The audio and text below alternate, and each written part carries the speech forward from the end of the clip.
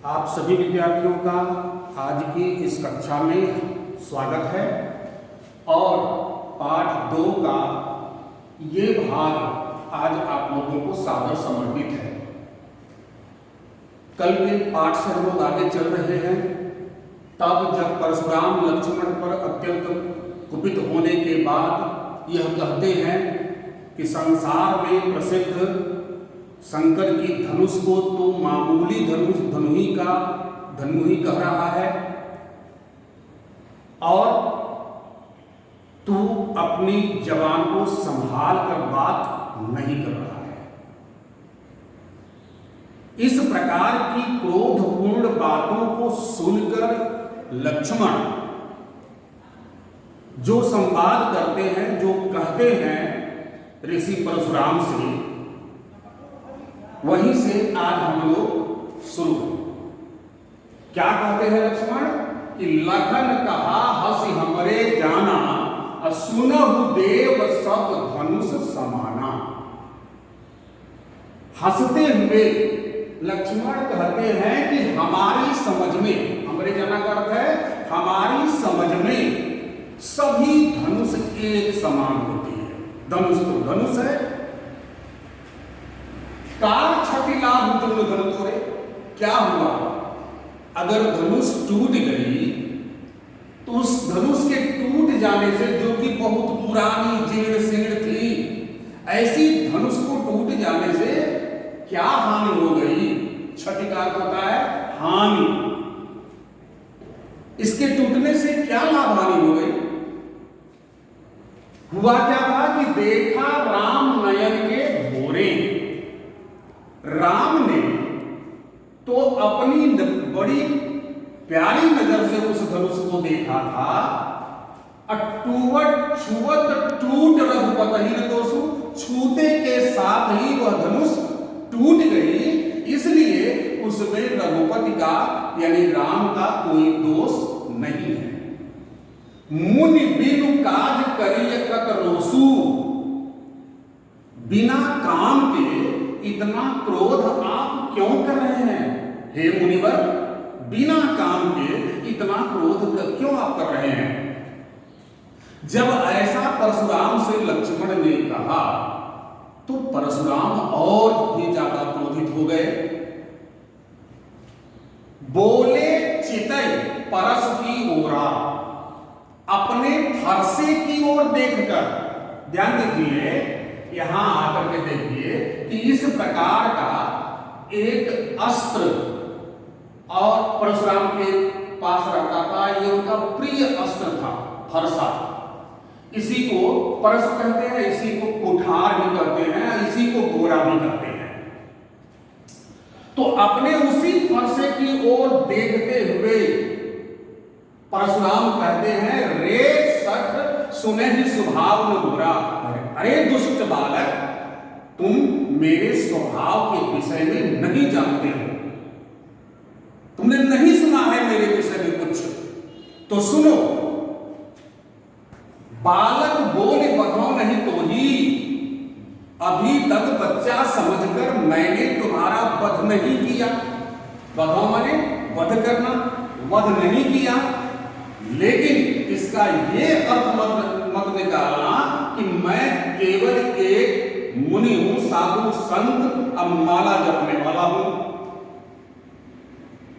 ऐसा नहीं है, बल्कि बाल ब्रह्मचारी अति कोही, अब विश्व विदित क्षत्रिय कुल द्रोही। मैं अत्यंत क्रोधी स्वभाव का हूं, बाल ब्रह्मचारी हूं।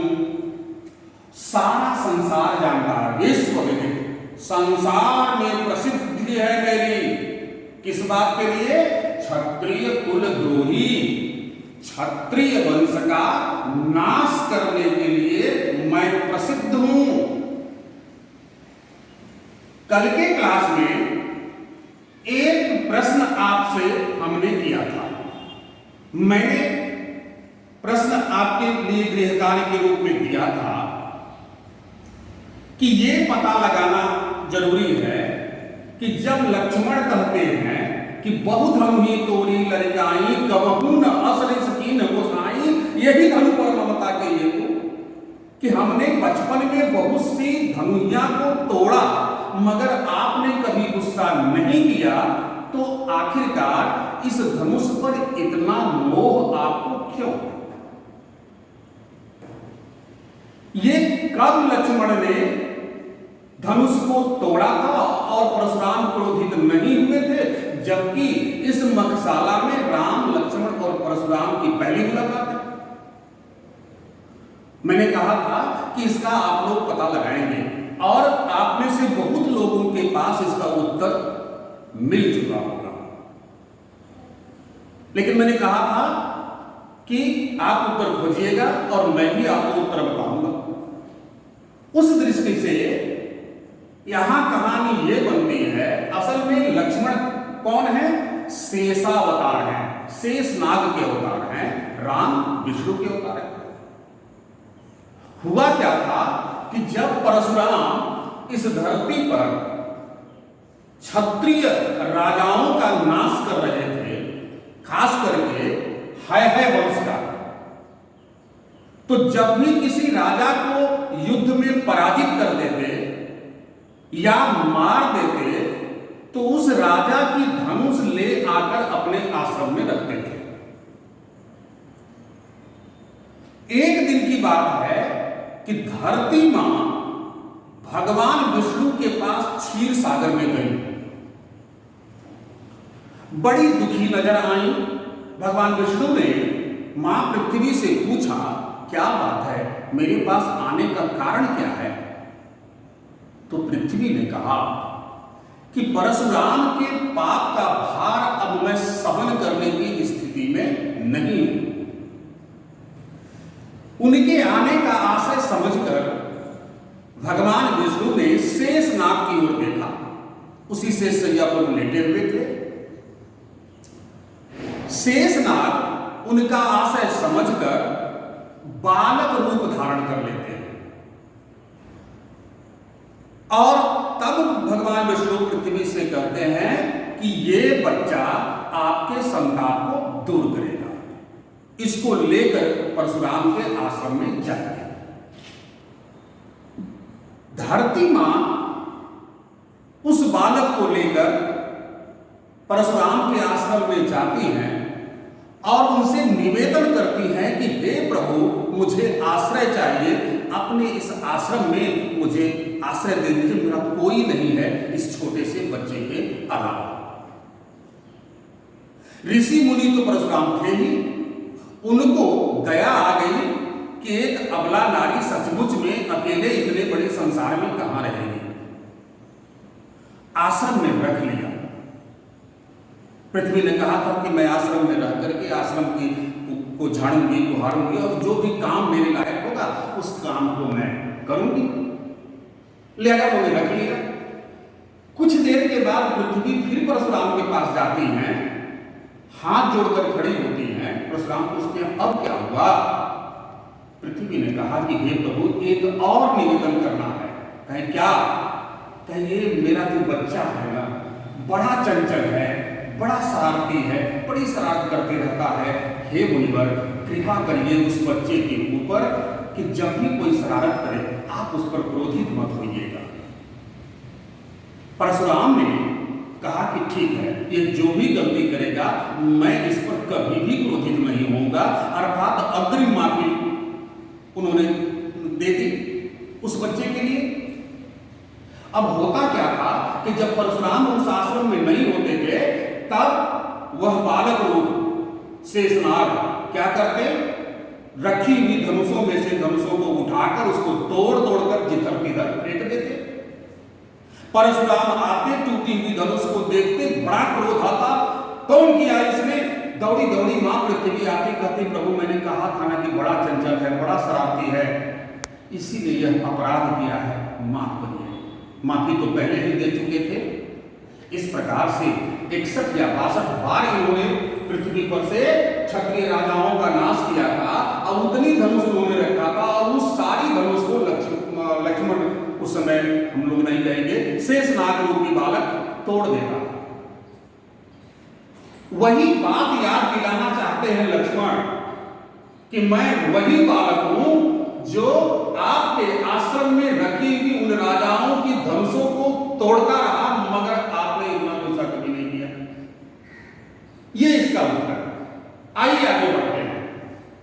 आगे अपनी बात को बढ़ाते हुए परशुराम कहते हैं कि भुजबल भूमि भूप बिन कुनी, अपनी इसी भुजाओं की ताकत से मैंने इस पृथ्वी को राजाओं से रिक्त कर दिया और उसकी जमीन को, जीती हुई भूमि को विपुल बार मही देवन देवी, विपुल अनेक, विपुल का अर्थ है अनेक, अनेक बार। मही कहते हैं धरती को, देवन कहते हैं देवता को, धरती का देवता अर्थात ब्राह्मण, कि उस जीती हुई भूमि को मैंने अनेक बार ब्राह्मणों को दान दे दी है। मैं वो परशुराम हूं। और सुनो, सहस बाहु कुछ छेद निहारा, इस फरसे की ओर देखो, यही वो फरसा है जिसने सहस्रा बाहु की भुजाओं को काट डाला। यही है काटने वाला फरसा। परस बिलो की महीन कुमारा, अपने फरसे की ओर देखकर उन्होंने कहा कि यही वो फरसा है। सुनो ऐ राजा के पुत्र, देखो इस फरसे को, यही वो फरसा है जिसने सहस्रा बाहु की भुजाओं को, उसकी हजारों भुजाओं को काट डाला। इसलिए मां तो पिता ही जनी सोच बस, मृत्यु को प्राप्त होकर अपने माता पिता को सोच में मत डाल। ऐ राजा के पुत्र, मृत्यु को प्राप्त हो जाएगा और अगर तुम मर गया तो तेरे माता पिता बड़ी सोच करेंगे। ऐसा मत कर। क्यों? क्योंकि गर्भन के अर्भक धन, गर्भ में पल रहा बच्चा, उसका भी नाश कर देता है। मेरे इस फरसे की टंकार गूंजती है तो गर्भ में पल रहा बच्चा असमय मृत्यु को प्राप्त हो जाता है। इतना कठोर है मेरा ये फरसा, परस मोर अति घोर, इतना कठोर है मेरा फरसा। उस फरसे की टंकार से गर्भ में पल रहे बच्चे भी मृत्यु को प्राप्त हो जाते हैं। इसलिए सोच समझ करके बात करो। कल एक और बात हम लोगों ने चर्चा की थी, यह कि तुलसीदास जी ने रामचरितमानस में मात्रिक एवं वाणिक दोनों छंदों का प्रयोग किया। अर्थात चौपाई छंद भी है, दोहा छंद भी है, सोरठा भी है, सवैया छंद भी है। इन सब छंदों का प्रयोग उन्होंने किया है।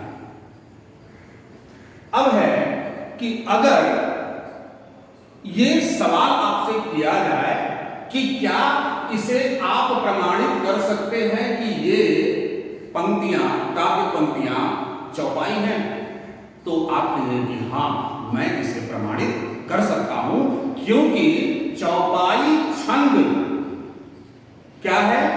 जिसके प्रत्येक चरण में 16 मात्राएं होंगी और अंत में 2 गुरु होगा, वो चौपाई छंद हो। और जिसके प्रथम चरण में 13 मात्राएं होंगी, दूसरे चरण में 11 मात्राएं होंगी, तीसरे चरण में 13 होंगी, चौथे में 11 होंगी, तो वो दोहा छंद होगा। आप देख रहे हैं कि मैंने इस चौपाई छंद पर ऊपर आप देखिए ध्यान से, तो मात्राओं को बिठा के रखा है। मात्राएं के 2 चिन्ह होते हैं, एक पाई की तरह और दूसरा अंग्रेजी के यस की तरह। इसका नाम है गुरु और इसका नाम है लघु। इसका मान है 1 मात्रा और इसका मान है 2 मात्रा। अर्थात ह्रस्व जहां होगा वहां लघु बैठेगा और जहां की मात्रा दीर्घ होगी वहां गुरु बैठेगा। उस हिसाब से देखिए, तो इस पर मात्रा मैंने बैठाया है लघु लघु लघु। ये भी लघु है, यहां दीर्घ मात्रा है गुरु, यहां लघु लघु ह्रस्व है, यहां लघु लघु, यहां दीर्घ है तो गुरु, यहां गुरु, यहां गुरु। गिनिए तो 1 2 3 4 2 6 1 7 1 8 1 9 1 10 2 12 2 14 2 16 16 मात्रा हो गई। इसका मतलब ये चौपाई छंद है। तो उसी प्रकार से इस पर भी मात्रा बैठाइए या किसी भी चौपाई पर मात्रा बैठा करके देखिएगा 16 मात्रा की ही चौपाई होती है और अंत में 2 गुरु आता है, अंत में 2 गुरु है, ये गुरु गुरु। उसी तरह से दोहा छंद में आप देखिए मात्रा बैठाई गई है, यहाँ गुरु है, लघु है, लघु है, लघु है, लघु है, लघु है, लघु है, गुरु है, लघु लघु लघु, यहाँ तक एक चरण हुआ। यानी मात पिता ही जरी सोच बस पहला चरण, करस महिष किशोर दूसरा चरण, गर्भन के अर्थ तीसरा चरण, अब परस मोर अति घोर चौथा चरण। तो इसमें गिनी मात्रा 2, 1, 3, 1, 4, 1, 5, 1, 6, 1, 7, 1, 8, 2, 10, 11, 12 और 13। प्रथम चरण में 13 मात्रा, दूसरे में 1, 2, 3, 4, 2, 6, 1, 7, 1, 8, 2, 10, 1, 11 मात्रा। उसी प्रकार से तीसरे में 1, 2, 3, 1, 4, 2, 6, 1, 7, 2, 9, 1, 10, 11, 12, 13 मात्रा है। उसी तरह से चौथे में 1, 2, 3, 2, 5, 1, 6, 1, 7, 1, 8, 2, 10, 1, 11 मात्रा है। इस प्रकार से इसको हम कहेंगे दोहा छंद और इनको हम कहेंगे चौपाई छंद। तो वेद है कि आप लोगों के सामने आज जो यह रखा गया है विषय वस्तु समझ में आया होगा और इसी तरह से आप ध्यानपूर्वक सुनते रहिए, समझते रहिए और उसका अधिकाधिक लाभ आपको मिले। इस प्रार्थना के साथ आज का आपकी कक्षा ही समाप्त करता हूं। कल इसके आगे के भाग में मिलूंगा। धन्यवाद।